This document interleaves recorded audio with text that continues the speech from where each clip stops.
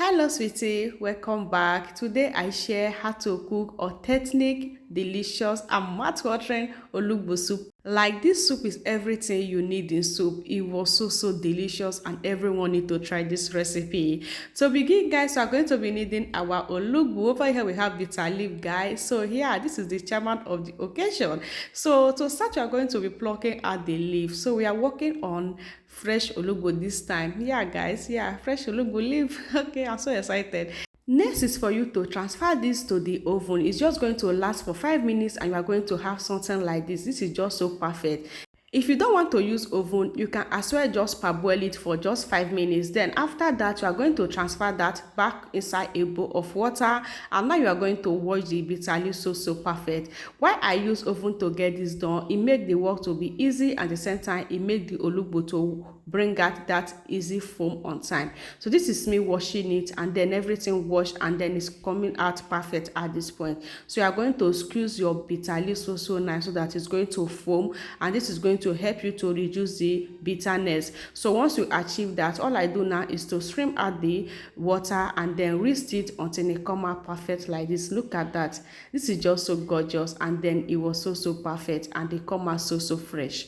The next step, we are going to be needing our cocoyam. Over here we have cocoyam. All I do now is to transfer that back inside this pot and then add in water that is going to enable that to cook. Actually, this is going to cook about 15 to 20 minutes. It's ready. Next is to need is this goat meat. So we're needing goat meat and the cow skin, that is pomo. Next we adding is stockfish, and then next we are going to be needing is seasoning cube, and that is going to be knorr cube. Adding the knorr cube and then adding pepper. You need pepper guys. I make use of 2 spoons at this point, then adding salt to taste and then stir together.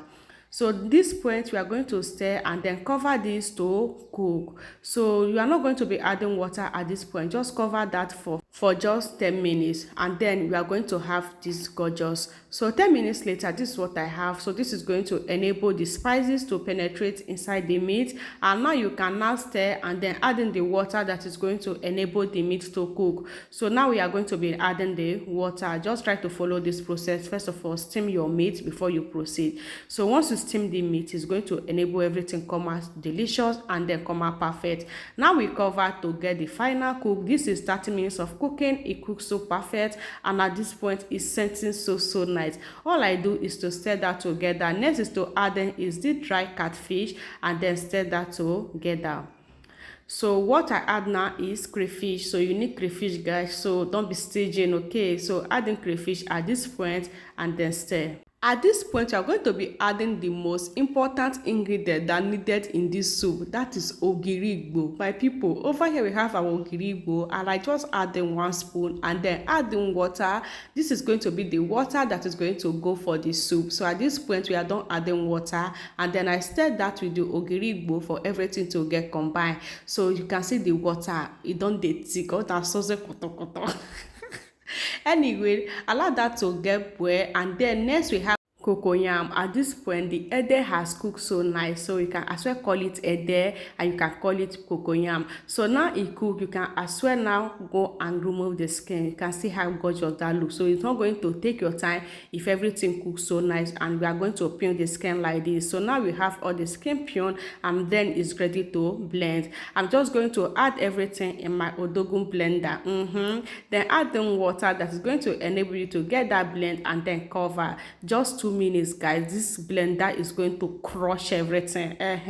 Now we are done blending, and here we have the soup. It has turned to boil, and then we pour all the ede inside the soup. At this point we need more crayfish and then adding more pepper. So once this is done, all you do now is to stir that together. Like this is scenting so perfect, like everywhere is scenting this time.